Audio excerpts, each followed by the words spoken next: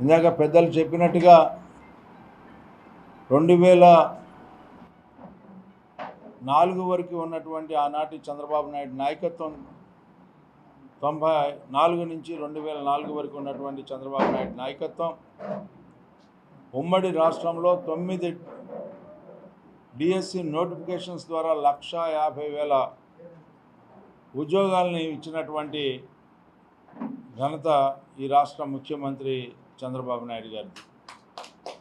అంతేకాకుండా ఒక వర్గానికో ఒక వర్ణానికో విద్య పరిమితం కాకూడదు, అన్ని వర్గాలకి విద్య వ్యాప్తి జరగాలని చెప్పి ఆ రకంగా విద్య కోసమై ప్రైమరీ ఎడ్యుకేషన్ కోసం ప్రైమరీ స్కూల్స్ని కానీ, అప్పర్ ప్రైమరీ కోసం అప్పర్ ప్రైమరీ స్కూల్స్ కానీ, లేకపోతే ఉన్నత విద్య కోసం హై స్కూల్స్ కానీ, అదేవిధంగా ప్రొఫెషనల్ కోర్సెస్ అయినటువంటి మెడికల్ అండ్ టెక్నికల్ ఎడ్యుకేషన్ కానీ, డిగ్రీ కళాశాలలు కానీ ఆ రోజున అనేక రకాలైనటువంటి సంస్కరణ తీసుకురాబట్టే మనందరం కూడా ఈ రోజున ఉద్యోగాల్లో కొనసాగుతున్నాం అనేది నా భావన. ఇది ఒక బాధ్యత ఈ రోజున ప్రభుత్వ రంగంలో, ప్రైవేట్ రంగంలో. ఎందుకంటే ప్రభుత్వ రంగానికి ప్రైవేట్ రంగానికి మధ్య పోటీ ఒకటి జరుగుతూ ఉంది, అపోహలు ఉన్నాయి. కానీ ఇక్కడ మనం చూడాల్సింది విద్యా విధానం ప్రతి ఒక్కరికి అందే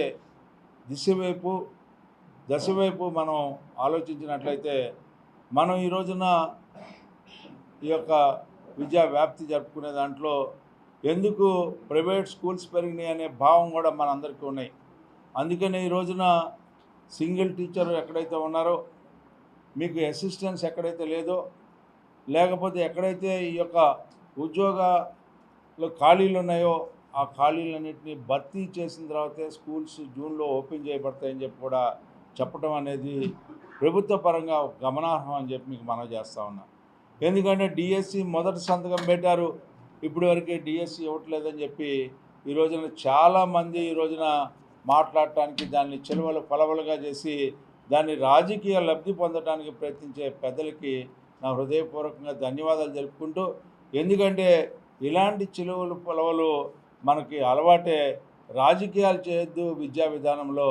ఎవరిని కూడా నిరుద్యోగ యువత భ్రమకు గురయ్యేలాగా మీరు మళ్ళీ మసిపూసి మారేడికాయ చేయాలనే ప్రయత్నం చేస్తే, గతంలో మీరు చేసినటువంటి ప్రక్రియ, గతంలో ఏ రకంగా జాబ్ క్యాలెండర్ అని చెప్పి జాబ్లెస్ క్యాలెండర్ ప్రకటించారో, గతంలో ఎప్పుడు కూడా డిఎస్సి నోటిఫికేషన్ ఇచ్చినటువంటి సందర్భానికి నోచుకున్నటువంటి ప్రభుత్వం, అలాంటి ప్రభుత్వంలో ఎవరైతే శాసనమండలి సభ్యులుగా ఉన్నారో ఈనాడు ప్రశ్నించే గొంతుకు వస్తుంది అని చెప్పి మరలా మీరు చెప్పడానికి ప్రయత్నిస్తూ ఉన్నారో, ఆనాడు ప్రశ్నించే గొంతుక ఏమైంది అనేది ఒక్కసారి గమనించాల్సిన అవసరం ఉందని చెప్పి ఈ సందర్భాన్ని మనవి చేస్తూ ఉన్నా.